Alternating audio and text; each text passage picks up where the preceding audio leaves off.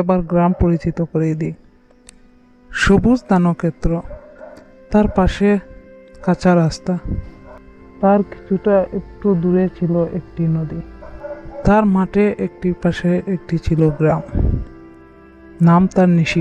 সেই গ্রামের ভিতরে একটি কাঁচা রাস্তা ছিল, সেই রাস্তা দিয়ে সব লোকজন আসা যাওয়া করত।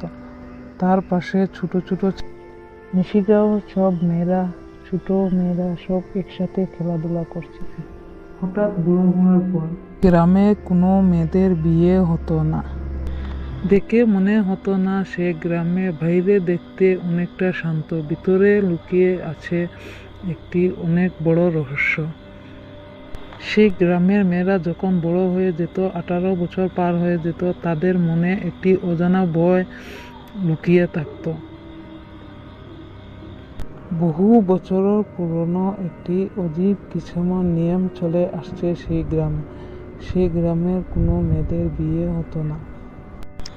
হঠাৎ একদিন এক পরিবার গ্রাম ছেড়ে চুপি চুপি পূর্ণিমার রাতে কোথায় যেন তারা উধাও হয়ে গেলেন। তারা কেউ জানতো না যে তাদের মা বাবা কোথায় যেন, মেয়েরা বড় হওয়ার সঙ্গে সঙ্গে কোথায় যেন উধাও হয়ে যেতেন রাতের অন্ধকারে। সেই গ্রামের একটি মেয়ে, নাম তার রূপা। সে একটু অন্যরকমের ছিল, সে সবার থেকে অনেক আলাদা ছিল। রূপা রোজ নদীর ধারে গিয়ে বসে থাকত। সে ভাবত মনে মনে, কোথায় যেন সব মেয়েরা বড় হওয়ার সঙ্গে সঙ্গে তাদের মা বাবা কোথায় চলে যেতেন। নদীর পার থেকে যখন রূপা এসে ঘরে এসে তার মাকে জিজ্ঞাসা করলো, আমাদের সঙ্গে এরকম কেন হচ্ছে? রূপা মায়ের হাত ধরে প্রশ্ন করছে, মা, এমন কেন?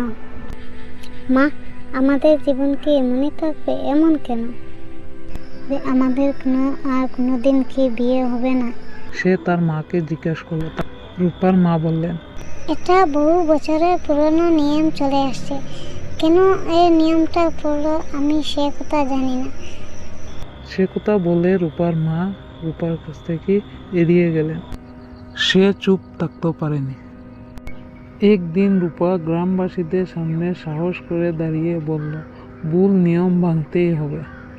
সে গ্রামে নদীর পাড়ে একটি বিশাল বড় বট গাছ। লোকে বলতো সেই বট গাছ নাকি সত্য কথা বলে। সে গ্রামে বহু বছর পুরনো একটি বট গাছ ছিল, রহস্যময়ী একটি বট গাছ ছিল। রূপা একদিন রাতের অন্ধকারে সেই বট গাছের নিচে গিয়ে বট গাছকে জিজ্ঞাসা করলো। বট গাছ বলল, একটি মেয়ের কান্নায় এই গ্রাম অভিশপ্ত হয়েছে। এই গ্রামের লোকজন একটি মেয়েকে জোর করে, তার অনুমতি ছাড়া জোর করে তাকে বিয়ে দিয়েছিলেন। তখন সেই মেয়ের চোখের জলে এই গ্রামটি অভিশপ্ত হয়েছে। নতুন সকাল শুরু হলো, সূর্য উঠছে, নদীর জলে ঝলমল করছে। অভিশাপ কেটে গেল। সে দিন থেকে সেই গ্রামের অভিশাপ। প্রথমবার বিয়ে হলো নিশিগাঁওয়ে, সবার ভালোবাসা আর সবার সম্মতিতে এবার বিয়ে হলো নিশিগাঁওয়ে। সহজ সরল গ্রামীণ বিয়ে। সবাই হাসছে, সবার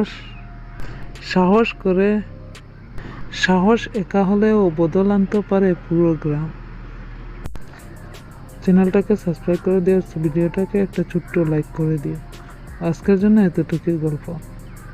দেখা হচ্ছে পরের ভিডিওতে।